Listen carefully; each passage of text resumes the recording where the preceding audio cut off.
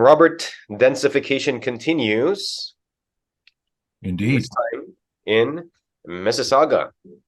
And Markham and everywhere. It's the buzzword. Everywhere surrounded by the green belt. On this episode of Real Estate Chat with John Perez.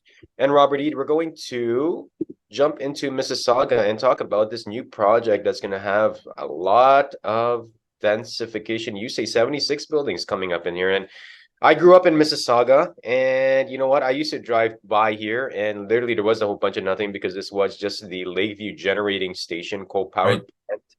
Yeah. I remember driving on my way from home to U of T in Mississauga, and we'd drive by Square One, and it was all just land. And today there is condos. So once this is all built, and this is like 76, Robert counted, there's a lot, right? And like this is what it used to look like. There you go. Your amenities is the Lakeview wastewater treatment plant. Okay, kidding aside, a lot of great amenities. You're not too far from Lorne Park. Lorne Park, great neighborhood within Mississauga, and you've got just so much development going on here, Robert. I mean, I guess this is the trend. This is the way that Ontario is going to be built, or at least the GTA is going to be built. Well, this is a chunk of land that used to be, well, there's now, it's as if it was vacant the whole time. It had a purpose that needed a lot of space, and when it was created, you used whatever land you had. And this was way, way, way out past Port Credit. Come on. It was, it's on the lake, and you needed to use the water cheap and everything like that. So then fell out of favor. So now you got a big chunk of land, and you got an affordability problem, and you got a land use need, and you need more taxes. And so what do? You just jam them all in there. And the other source of land that we're finding recently is malls. Malls had all these parking.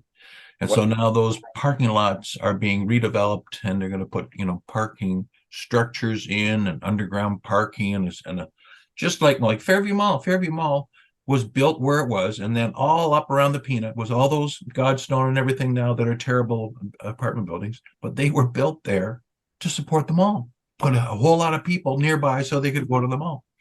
And so it's the same thing again.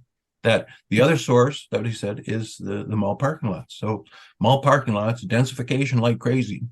Markville is proposed. Now Markville, that's way out there, except now it's not. It's another vacant land site that if condos are selling like so much craziness, then we want to redevelop.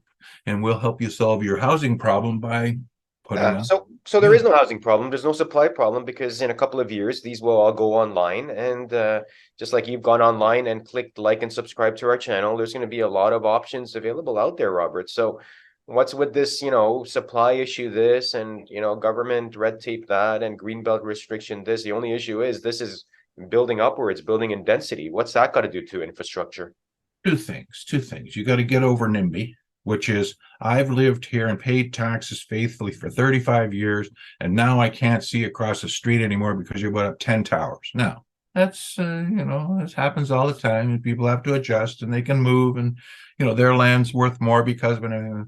But the other thing is, it's not a supply problem. It's an affordability problem, which we've said in previous episodes is the price of a thing, the rate of financing that thing, and the income available to the typical family that might want to live there. And if they're supplying now with exorbitant taxes and huge construction costs on expensive land, an item that they're going to price below the market, no, at the very most they can possibly charge for it, and 5 years into the future for the price, they're not bringing down the price. And the rate of interest we're going to have to get used to, maybe not 7%, but definitely 4% as a first mortgage. Our wages all of a sudden go up. How can wages go up? So they haven't solved the affordability problem at all. They're concentrating on supply, which is not where they can do anything, instead of demand. Why do we have 1 million new people coming when we can't house them? Why don't we give our local economy a chance to simmer down and adjust and let all the good filter out, the debris percolate down? Oh, it's aggressive growth, and gone are the days. I remember when I bought my first condo in 2008, it was $245,000 for a 2-bedroom, 800 plus square feet condo. And what a deal. Should have bought 3. Hey, in hindsight, is 2020. Nowadays, is like what?